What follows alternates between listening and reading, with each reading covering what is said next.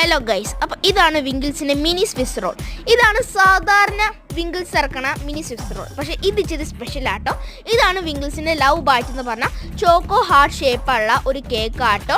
So ഇത് പുതിയതായിട്ട് launch ചെയ്തതാണ്. ഏതാണ് 40-30 രൂപ വരുന്നുണ്ട് കേട്ടോ ഈ ഒരു ചെറിയൊരു മിനി കേക്കിന്.